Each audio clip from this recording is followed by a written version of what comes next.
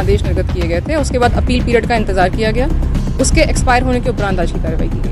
जिस कोठी को आप इस तरीके से जमींदोज होते हुए देख रहे हैं और ये सोच रहे हैं कि ये कोई आम कोठी होगी, तो उससे पहले जरा इस कोठी का नंबर और इतिहास भी जान लीजिए। ये कोठी सहारनपुर में है और कोठी का नंबर है 3/4420 और ये कोई आम कोठी नहीं है, बल्कि एक कोठी है खनन माफिया रहे और बसपा के पूर्व एमएलसी हाजी इकबाल और बाला की। लेकिन ये कोठी आज एक आदेश के बाद मलबे में तब्दील हो चुकी है। भले ही ये आज खंडर बन चुकी हो, लेकिन एक वक्त वो था जब पश्चिम यूपी की सियासत में इस कोठी से बड़े बड़े फैसले हुआ करते थे।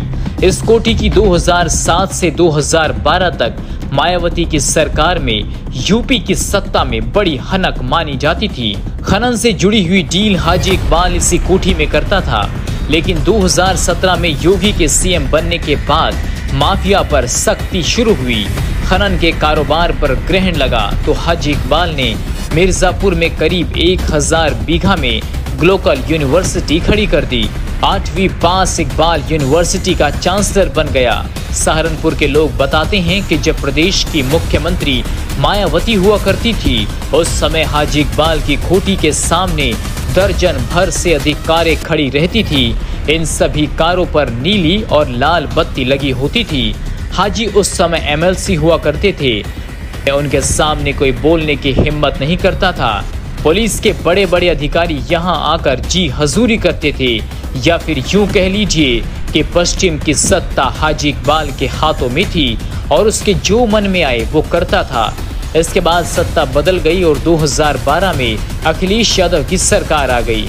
सबको लग रहा था कि हो सकता है पश्चिम की बागडोर किसी और के हाथ में आ जाए, लेकिन ऐसा नहीं हुआ और अखिलेश यादव की सरकार में भी हाजी इकबाल की तूती बोलती रही।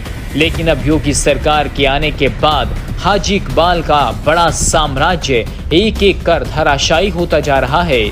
अब हाजी इकबाल भले ही अंडरग्राउंड चल रहे हों, लेकिन पुराने वक्त में कभी जानकार बताते हैं कि हाजी इकबाल एक आम इंसान की तरह मिर्जापुर में राशन की दुकान चलाता था।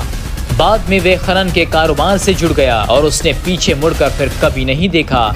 10 साल तक हाजी इकबाल ने सत्ता के नजदीक रहकर हर वो चीज हासिल की जिसकी कल्पना एक आम इंसान कभी नहीं कर सकता। लेकिन अब हाजी इकबाल को योगी बाबा के बुलडोजर से जान बचाना मुश्किल हो रहा है।